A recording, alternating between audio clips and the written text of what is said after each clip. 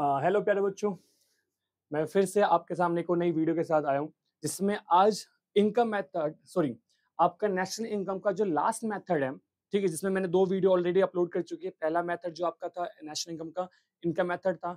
Second जो method था आपका एक्सपेंडिचर मेथड था। जो थर्ड मेथड जो लास्ट मेथड है आपका, उसे बोलते हैं वैल्यू एडेड मेथड, जो आज मैं आपको इस वीडियो के अंदर कंप्लीट करवा दूंगा, ठीक है। जिसके बाद आपके जो एग्जाम के अंदर जो एक क्वेश्चन 100% जो आना है नेशनल इनकम से न्यूमेरिकल का आपका, वो आपका कवर हो जाएगा।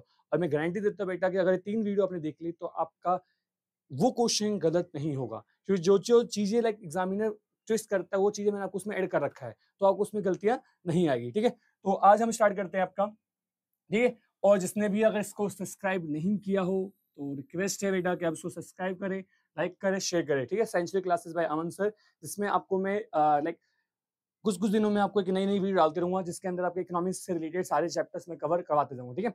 तो national methods of the calculating the national income, जो आपका थर्ड मेथड आपका, कौन सा मेथड आपका थर्ड मेथड है, ठीक है, जो आज मैं आपको करवाने वाला हूं, ठीक है। जिस मेथड का नाम क्या आपका वैल्यू एडेड, कौन सा मेथड आपका बेटा वैल्यू एडेड मेथड है आपका, ठीक है। कौन सा है वैल्यू एडेड मेथड, इसे बोलते हैं प्रोडक्ट मेथड, क्या बोलते हैं इसको प्रोडक्ट मेथड भी कहते हैं, ठीक है। तो इसका मतलब क्या होता है आपका, पहले सबसे पहले समझना, एक मिनट,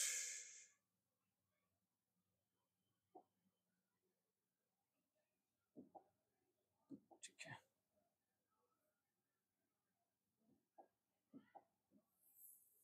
ठीक है, इसका मतलब क्या होता है, value added method measures the national income in the terms of value, सुनो बेटा, value addition by the each production enterprise in the economy during an accounting year। मतलब सिंपल से अगर मैं बोलूं इसको वर्ड को समझाऊं तो जितने भी हमारे इकोनॉमी के अंदर एक साल के अंदर जितने भी प्रोडक्शन एंटरप्राइज होते हैं जो प्रोडक्शन करते हैं, ठीक है, उनके थ्रू जो भी वैल्यू एडिशन किया गया है उसी को बोलते हैं बेटा वैल्यू एडेड। क्या बोलते हैं उसको वैल्यू, मतलब एक साल में एक अकाउंटिंग ईयर के अंदर जितने भी प्रोडक्शन यूनिट्स होते हैं एंटरप्राइज, वो भी क्या करते हैं वैल्यू एडेड करते हैं, उसके यहाँ से क्या निकालते हैं नेशनल इनकम निकालते हैं, ठीक है। तो उसे बोलते हैं वैल्यू एडेड मेथड। फॉर्मूला क्या इसका, तो फॉर्मूला समझना इसका, ये की फॉर्मूला इसका value added, value of output minus में इंटरमीडिएट कंजप्शन, ये फॉर्मूला आपका वैल्यू ऑफ आउटपुट माइनस में इंटरमीडिएट कंजप्शन। फॉर्मूला क्या है वैल्यू ऑफ आउटपुट माइनस में इंटरमीडिएट कंजप्शन, बस एक ही फॉर्मूला इसके अंदर आता है, ठीक है। अब इसमें कुछ पॉइंट्स आपको ध्यान देना, ये आपके इंपॉर्टेंट पॉइंट्स जहां से आप अच्छे फंसते हैं। वैल्यू ऑफ आउटपुट का मतलब क्या होता है, sales if entire output of the year is the sold during the year, मतलब क्या लिखा हुआ है if entire output of the year is sold during the year, मतलब एक साल में जितना भी सेल कर दिया आपने वो सब सेल का पार्ट हो गया। तो सेल्स और वैल्यू आउटपुट दोनों क्या होंगे, इक्वल होंगे, ठीक है। अगला पॉइंट क्या है value added output sales plus में change in stock if sum output remaining unsold during the year, मतलब एक साल में कुछ स्टॉक्स होते हैं ना आपके बच जाते सेल नहीं, अगर मान लो मैं 100 यूनिट्स लेके आया बेचने के लिए, ठीक है, मैंने ओनली 88 सोल्ड किया और 20 आपका अनसोल्ड है, तो ये आपका क्या हो जाएगा, इसमें ऐड आपका करना पड़ेगा, ठीक है। तो सेल्स प्लस में चेंज इन स्टॉक। और वैल्यू आउटपुट का अगला पॉइंट क्या formula, quantity into price plus में चेंज इन स्टॉक, और चेंज इन स्टॉक का फॉर्मूला क्या होता है क्लोजिंग माइनस में ओपनिंग स्टॉक। और प्राइस सेल का फॉर्मूला क्या होता है क्वांटिटी इनटू में प्राइस। तो मैंने क्या समझाया आपको, वैल्यू एडेड से निकलता है आपका बेटा जीवीएमपी, क्या निकलता है इसे जीवीएएमपी, क्या निकलता है आपका जीवीएएमपी। इसका फॉर्मूला क्या होता है वैल्यू ऑफ आउटपुट माइनस में इंटरमीडिएट कंजप्शन। क्या फॉर्मूला होता है वैल्यू ऑफ आउटपुट माइनस में intermediate consumption. Value of output के निकालने का तरीका 3 तरीके मैंने बताया यहाँ पे। पहला तरीका होता है सेल्स, अगर सारा सेल आपका एक साल में सेल आउट कर दिया आपने तो जितना भी सेल होगा ना वो इज इक्वल टू क्या होगा वैल्यू ऑफ आउटपुट के इक्वल होगा। सेकेंड मैंने बताया कि अगर सेल्स गिवन है और प्लस में कुछ आपके स्टॉक जो अनसोल्ड है तो सेल्स प्लस में change in stock, sales plus में चेंज इन स्टॉक को प्लस क्या बन जाएगा वैल्यू ऑफ आउटपुट आपका बन जाएगा।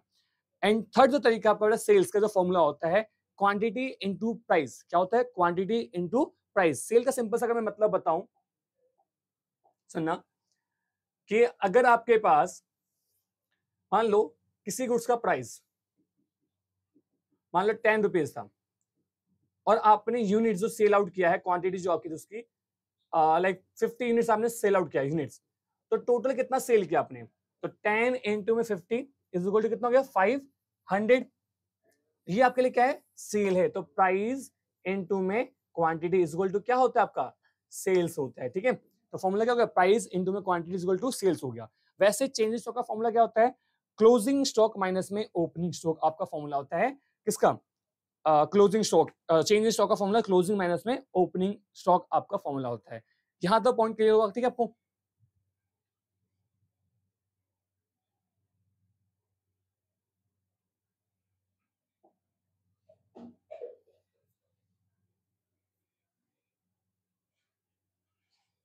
ठीक है, अब यहाँ पे कुछ केसेस हैं, ध्यान रखना। पहले मैं 3 केस पढ़ाऊंगा आपको, फिर आपको 2 केस पढ़ाऊंगा। पहला केस क्या लिखा हुआ है, इंटरमीडिएट कंजप्शन एंड इनपुट। सुनना, अगर क्वेश्चन में आपको इंटरमीडिएट कंजप्शन दिया हुआ है तो आपको इनपुट ऐड नहीं करना है। मतलब इनपुट का मतलब, तो मान लो मेरी कंपनी है, ठीक है, मान लो मैं पढ़ा रहा हूँ या मेरी कंपनी है, मुझे मान लो कोई रॉ मटेरियल चाहिए, तो मैंने फॉरेन से इसको इंपोर्ट करवाया, तो मेरे इंटरमीडिएट कंजप्शन हो गया ना। तो अगर क्वेश्चन में इंटरमीडिएट गिवन है तो आपको इनपुट को प्लस नहीं करना है। ठीक है, मान लो कि अगर इंटरमीडिएट आईसी की वैल्यू जो गिवन है आपको 500 है, कितनी गिवन है, 500 है, तो अब आप यहाँ पे अगर 500 था, अगर इनपुट भी गिवन है आपको 200, तो आपको हमेशा इसको इंक्लूड नहीं करना है, आपको ओनली आईसी में लेना है 500 लेना है, आपको 200 को प्लस नहीं करना है, क्योंकि इस आईसी के अंदर ऑलरेडी इंपोर्ट इंक्लूड होता है। ये पहला पॉइंट समझना, केस 1। ठीक है, अब केस 2 आ जाओ। अब केस 2 में आ जाओ, मैं बता दो केस 2 में क्या दिक्कत होगा।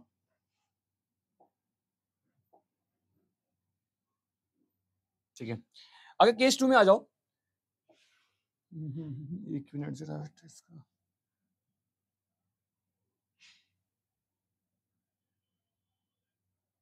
ठीक है, हाँ, purchase of raw material from the domestic. अब यहाँ एक चीज है ना, डोमेस्टिक वर्ड यूज किया गया, ठीक है, कहां से किया गया, डोमेस्टिक से, एंड इंपोर्ट। तो अगर कंट्री में डोमेस्टिक से, मान लो ये इंडिया है और यूएसए है, ठीक है, तो एज मैं मेरी कंपनी है, तो मैंने क्या किया कि अपने इंडिया से 500 का मैंने कोई गुड्स परचेज किया, ऐसा रॉ मटेरियल, और मैंने फॉरेन से इंपोर्ट करवाया 200 का, तो डोमेस्टिक हो गया। क्या हो गया आपका, ये डोमेस्टिक हो गया, और ये आपका हो गया इंपोर्ट। तो इंटरमीडिएट कंजप्शन का मतलब है कि डोमेस्टिक गिवन है और आपको इंपोर्ट गिवन है, तो आपका टोटल आईसी कितना हो गया, 500 प्लस में 200, टोटल कितना हो गया आपका 700, आपका इंटरमीडिएट कंजप्शन हो जाएगा। तो अगर क्वेश्चन में डोमेस्टिक गिवन होगा तब आपको इंपोर्ट को प्लस करना पड़ेगा, अगर क्वेश्चन में डोमेस्टिक गिवन नहीं है तो आपको इंपोर्ट प्लस नहीं करना है। 2 केस समझ आ गया, ठीक है। अब वो लिखा अगला पॉइंट दो, ये जो समझाता हूं, purchase of raw material and import. अब इस परचेज रॉ मटेरियल में कहीं लिखा हुआ है कि डोमेस्टिक से है, कहां से, कहीं नहीं मेंशन है ना, तो आपको इंपोर्ट को कंसीडर नहीं करना है। ये 3 केस है बेटा जहां से इंटरमीडिएट कंजप्शन में आपको बच्चों को फंसाया जाता है, ध्यान रखना। तो अगर इंटरमीडिएट कंजप्शन गिवन है तो इंपोर्ट नहीं लेना है, क्योंकि इसमें ऑलरेडी ये इंक्लूड है। अगर डोमेस्टिक वर्ड यूज किया हुआ है ये डोमेस्टिक फॉर्म, तो आपको इंपोर्ट को ऐड करना होगा। और अगर डोमेस्टिक परचेज और रॉ मटेरियल गिवन है और इंपोर्ट गिवन नहीं है तो आपको, sorry, purchase raw material given है और इंपोर्ट भी गिवन है तो आपको इंपोर्ट को कंसीडर नहीं करना है। यहाँ तक पॉइंट समझ गया, 3 पॉइंट। अब अगला केस का है सेल और एक्सपोर्ट का गिवन है, बस इसमें 2 ही केस बनता है कि अगर क्वेश्चन में आपको सेल्स गिवन है और एक्सपोर्ट गिवन है, तो इस सेल्स के अंदर ऑलरेडी एक्सपोर्ट इंक्लूड है, तो इसमें एक्सपोर्ट ऐड नहीं होगा। पर अगर डोमेस्टिक सेल लिखा हुआ है, मतलब कंट्री में आप सेल कर रहे हो, तो और आपको एक्सपोर्ट भी गिवन है, तब आप उसको ऐड करना पड़ेगा। बस ये समझ आ जाता है, मतलब कि इंटरमीडिएट और इनपुट।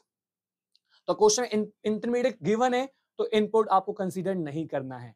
अगर क्वेश्चन में डोमेस्टिक वर्ड यूज कर रहा है कि डोमेस्टिक मैंने परचेज किया है, तो आपको इनपुट को प्लस करना पड़ेगा। अगर क्वेश्चन में लिखा हुआ है कि purchase of raw material doesn't mean कि कंट्री डोमेस्टिक का है या फिर इनपुट से, तो अगर परचेज रॉ मटेरियल गिवन है तो आपको इनपुट को ऐड नहीं करना। हम लाइक अज्यूम करते हैं कि सारा जो आपका परचेज रॉ मटेरियल उसमें आपका कंट्री से भी और कंट्री के आउटसाइड कंट्री से भी हमने उसमें इंक्लूड कर दिया है। सेम केस अगला हुआ बेटा, केस इस वाले में होगा जिसमें सेल और एक्सपोर्ट। तो अगर क्वेश्चन में सेल्स गिवन है, सेल्स का मतलब डोमेस्टिक सेल कर रहा हूं मैं और प्लस में एक्सपोर्ट भी कर रहा हूं, तो सेल में दोनों चीजें, डोमेस्टिक भी इंक्लूड हो गया और प्लस में एक्सपोर्ट भी इंक्लूड हो। तो क्वेश्चन में अगर सेल्स गिवन है और एक्सपोर्ट गिवन है तो उसमें से आप ओनली सेल्स को प्लस करोगे, एक्सपोर्ट को इग्नोर करोगे।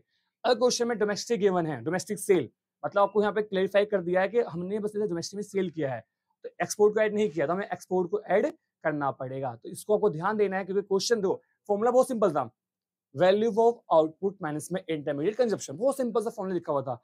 लेकिन एग्जाम में इतना बेटा भूला नहीं है ना कि आपको सिंपल सा क्वेश्चन देके बस बेटा निकालो, आपको डोमेस्टिक निकालो, जो भी निकालना आपको निकालो। क्वेश्चन में आपको यहाँ से फंसाएगा एग्जामिनर कि कुछ कुछ वर्ड्स देगा जहां पे कंफ्यूजन क्रिएट करेगा कि सेल्स प्लस करे, मतलब एक्सपोर्ट प्लस करे या नहीं करे, कब करना चाहिए कब नहीं करना चाहिए। तो इसके लिए सबसे सिंपल तरीका है, क्वेश्चन में अगर डोमेस्टिक वर्ड यूज किया गया है, चाहे परचेज में हो चाहे सेल में हो, तो आपको अगर परचेज में है तो इंपोर्ट प्लस करना है, अगर सेल के अंदर है तो आपको एक्सपोर्ट प्लस करना है, बस सिंपल सा। और अगर क्वेश्चन के अंदर डोमेस्टिक वर्ड यूज नहीं किया है, परचेज ऑफ रॉ मटेरियल लिखा होगा या फिर सेल लिखा होगा, तो आपको एक्सपोर्ट, सेल में एक्सपोर्ट प्लस नहीं करना है, और परचेज ऑफ रॉ मटेरियल लिखा है तो आपको इंपोर्ट प्लस नहीं करना है। बस इस चीज का आपको ध्यान रखना है, ठीक है। अब इसके बाद जो आपका अगला होगा बेटा, क्वेश्चन स्टार्ट करते हैं। क्या करते हैं, अब क्वेश्चन से पहले मैं आपको चीजें समझाऊं पहले, उसके बाद फिर आपको क्वेश्चन स्टार्ट करेंगे। ठीक है, तो वैल्यू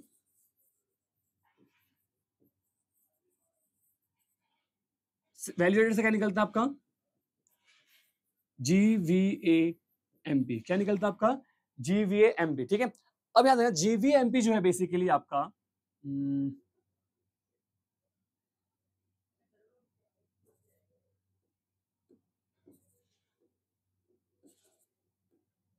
ठीक है, ध्यान देना, इसको ध्यान रखना। GVAMP का मतलब होता है gross value added at the market price. इसका सिंपल से बोलूं, GDP-MP के ये इक्वल होते हैं, मतलब GVA और GDP दोनों ही इक्वल होते हैं। बस यहाँ पे वैल्यू एडेड का फॉर्मूला है, यहाँ पे आपका एक्सपेंडिचर फॉर्मूला, दोनों क्या होते हैं, सेम होते हैं, ठीक है। तो कंफ्यूजन मत होना कि सर अगर मुझे जीवीए बोल दिया तो पता नहीं समझ क्या निकालना है, समझ ही नहीं आ रहा है। तो जीवीए का मतलब होता है सीधा सा GDP-MP आपका होता है, ठीक है। अब फॉर्मूला मैं आपको बताता हूं,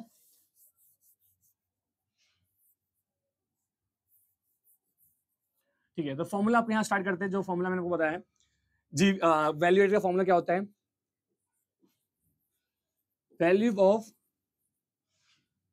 आउटपुट माइनस में इंटरमीडिएट कंजप्शन, ठीक है। इसके दो फॉर्मूले बताया था। पहला फॉर्मूला होता है अगर सेल्स, अगर पूरे एक साल में सेल सारा आप सेल आउट कर रहे हो, मतलब सारा आउटपुट आप सेल कर रहे हो, तो value of output is equal to sales हो जाएगा, ठीक है।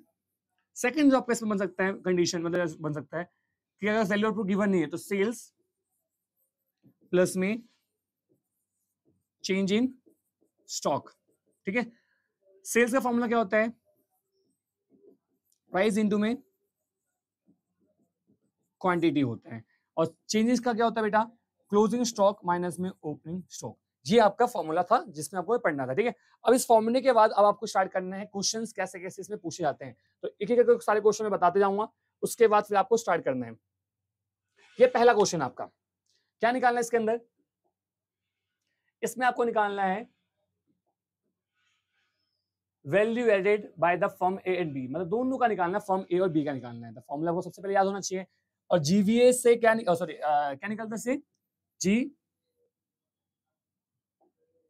GVAMP, ठीक है।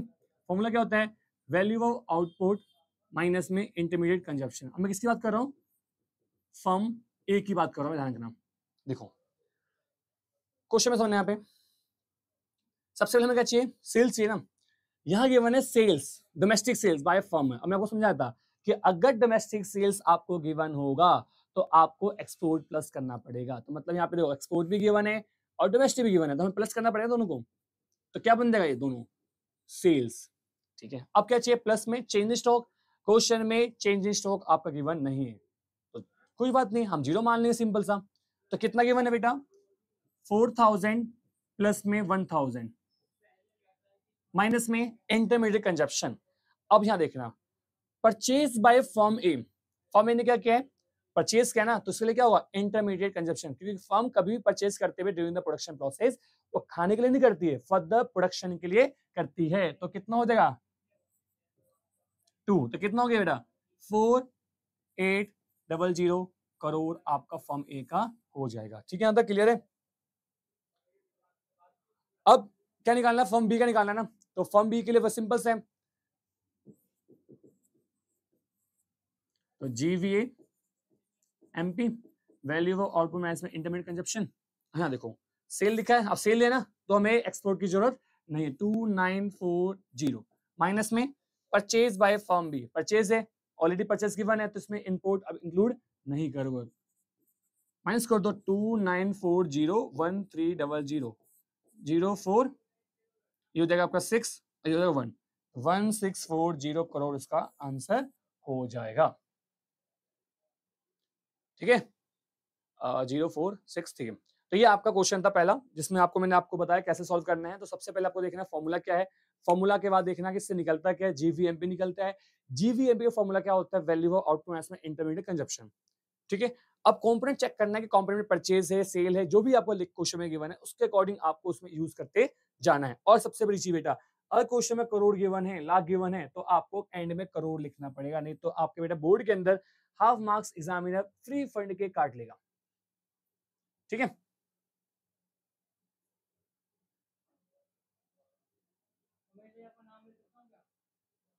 अब अगला क्वेश्चन मैं बताता हूं, उसके बाद जो एक दो क्वेश्चन में इसमें जो लेके आया बेटा वो आपको खुद से करना है और मुझे कमेंट में बताना है कि इसका आंसर क्या होगा। और जो सारे आंसर बता देगा, मतलब जो भी आप कमेंट करोगे, जो भी आपका आंसर होगा, उसको मैं अपनी तरफ से इंपॉर्टेंट क्वेश्चंस इंस्टा पे प्रोवाइड करूंगा। उसमें मुझे मैसेज करेगा बेटा इंस्टा पे, मैं उसको इंस्टा पे पर्सनली मैक्रो के इंपॉर्टेंट क्वेश्चन मैं दूंगा खुद से, और उसमें से अगर 80% क्वेश्चन आपके एग्जाम में आ जाएंगे, मैं इसकी गारंटी लेता हूँ, क्योंकि मैं बेटा पढ़ा रहा हूँ। ठीक है, पढ़ा रहा हूँ इस साल भी, जैसे अभी आपको पता है रिजल्ट आया 12th का, उसमें 99 आउट ऑफ 100 जो टॉप किया है मेरे स्टूडेंट थे, मतलब उन्होंने किया है, उसके मार्क्स आए, फिर 98 आया है, 92 आया है, 91 आया है, तो ऐसे मार्क्स है। तो मैं बस बोल नहीं रहा हूँ, अगर आप मेहनत करते हो, आपको मैं क्वेश्चंस प्रोवाइड करूंगा जिसमें आपके टॉपिक्स, जिस जो मैं बताऊंगा उस टॉपिक से आपके क्वेश्चन एग्जाम में आपको दिख जाएंगे। ठीक है, तो बस आप मेहनत करते रहो, जो मैं बोल रहा हूँ करते जाओ, उसके बाद आपको चाहिए मेरी तरफ से मेरी तरफ से हेल्प होती जाएगी, जो आपको बहुत इंप्रूवमेंट होने वाला अपने एग्जाम के लिए।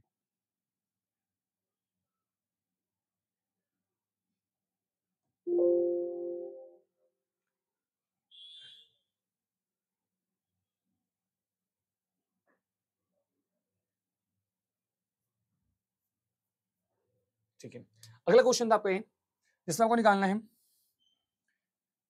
GVA at FC। क्या निकालना है, GVA at FC, gross value added at the factor cost, ये आपको फाइंड करना है।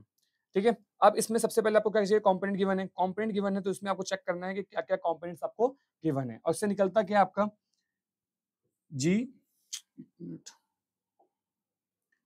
GVA एट MP निकलते हैं, वैल्यू ऑफ आउटपुट माइनस में IC। अब यहाँ देखो क्वेश्चन में ध्यान, सेल्स गिवन है, हो गया काम। हमें क्या चाहिए, चेंज स्टॉक चाहिए ना, क्लोजिंग ओपनिंग गिवन है, हो गया काम। अब यहाँ देखना, purchase of intermediate product, purchase of machinery. अब machinery as a intermediate consumption में कंसीडर नहीं किया जाएगा आपका। ठीक है, अब देखो उसका आंसर निकालते हैं जरा, कितना हुआ, 500 प्लस में 20 माइनस में 30 माइनस में 300, तो ये हो जाएगा आपका 5 माइनस में 10 माइनस में 3, तो ये हो गया बेटा 500 माइनस में 310, तो कितना हो जाएगा 500 माइनस में 310,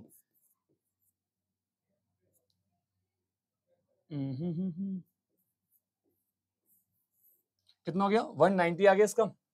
अब 190 आ गया बेटा GVMP, हमें क्या निकालना है, GVA एट FC निकालना है। गिवन क्या है, GVA MP, बस बता था मैंने आपको, G से क्या, V से P से कट गया, अब हमें करना है माइनस का NIT करना है, तो 190 गिवन है, NIT कितना है बेटा, IT माइनस सब्सिडी होता है। ठीक है, IT माइनस सब्सिडी होता है। अब यहाँ सुनना, NIT का जो फॉर्मूला होता है IT माइनस में सब्सिडी होता है। अब IT इसमें गिवन नहीं है तो 0 मानोगे, माइनस में 40 हो जाएगा। ठीक है, तो NIT कितना आ गया इसका आंसर, -40 आ गया। अब यहाँ क्या गिवन है, माइनस का 40, 190 माइनस प्लस 40, तो कितना हो गया 230 करोड़ इसका आंसर आपका हो जाएगा। सिंपल सा आंसर था इसका बेटा। अभी आप पूछो सर यहाँ पे आपने ये क्यों नहीं लिया, तो बेटा purchase of machinery as a raw material account नहीं होता है। आप जब पढ़ोगे ना इसको फाइनल गुड्स से इंटरमीडिएट गुड्स से, तो उसमें आपको पढ़ोगे बेटा कि फाइनल गुड्स के अंदर क्या होता है, फॉर फर्दर प्रोडक्शन या फिर सॉरी इन्वेस्टमेंट या फिर कंजप्शन के लिए उसे बोलते हैं फाइनल गुड्स। इंटरमीडिएट क्या होता है, फॉर रीसेल या फर्दर प्रोडक्शन में यूज करना। तो ये हमारे लिए क्या बेटा इन्वेस्टमेंट है, ये हमारे लिए क्या है एज अ इन्वेस्टमेंट है फर्म के लिए, तो ये आपका इंटरमीडिएट कंजप्शन का पार्ट नहीं होगा। ठीक है, तो ये आपका आंसर हो गया। अब अगला क्वेश्चन जो है आपको सॉल्व करना है और उसका आंसर, चलो अरे यार, तो यहाँ 2 क्वेश्चन थे, तो आपका ये मेथड भी खत्म हो गया। ठीक है, तो इस मेथड में मैंने क्या बताया आपको, वैल्यू एडेड के अंदर क्या निकलता है, GVA एड एमपी, क्या निकलता है आपको, GVA at market price, cross value added at market price. इसका फॉर्मूला क्या होता है, वैल्यू ऑफ आउटपुट माइनस में intermediate consumption. Value of output का फॉर्मूला होता है सेल्स प्लस में चेंज इन स्टॉक। सेल्स का फॉर्मूला होता है प्राइस इनटू में क्वांटिटी, और change in stock sorry change in stock का फॉर्मूला होता है क्लोजिंग स्टॉक माइनस में ओपनिंग स्टॉक। इस टाइप से आपका निकलता है GVA MP। तो अब आपको ये मेथड भी हो गया, आपके तीनों मेथड कंप्लीट हो चुके हैं। ठीक है, जिसमें से आपका एक मेथड था आपका, ठीक है, आपका एक मेथड था इनकम मेथड, एक्सपेंडिचर मेथड और वैल्यू एडेड मेथड। इससे निकलता है आपका NDPFC, इससे निकलता है GDPMP और इससे निकलता है GVA MP। ठीक है, तो इस 3 मेथड से आपके 3 कंपोनेंट निकलते हैं। इस 3 कंपोनेंट से आप कुछ भी फाइंड कर सकते हो, एग्जाम में एक क्वेश्चन आपका आना ही आना है, फिर कह रहा हूं मैं। ठीक है, तो 3 मेथड हो चुके हैं आपके, 3 वीडियो अपलोड हो चुके हैं, आपको देखना है, क्वेश्चन प्रैक्टिस करना है। अगर डाउट आता है तो मुझे कमेंट कर देना कि सर ये मैथड मुझे समझ नहीं आया, या कोई भी आपको होता है तो मुझे कमेंट करो, मैं आपको उसका सॉल्यूशन या जो भी आपको होता है मैं उसको प्रोवाइड करवा दूंगा। ठीक है, तो अब आपको नेक्स्ट वीडियो में एक और टॉपिक से मिलते हैं, जो एक ऐसा टॉपिक है जो इसी का पार्ट है, वैल्यू एडेड का पार्ट है, लेकिन उसको मैं अलग से पढ़ाऊंगा, जो आपके 3 मार्क्स का क्वेश्चन बनता है प्री बोर्ड या मिड टर्म के अंदर। ठीक है, चलो तो लाइक शेयर कमेंट सब्सक्राइब सेंसु क्लासेस बाय अमन सर। ठीक है, जिससे और हमें मोटिवेशन मिलेगा और काम करने के लिए, मोटिवेट होंगे कि हमें और काम करना है, बच्चे पढ़ रहे हैं। ठीक है, चलो ओके, मिलते हैं, बाय।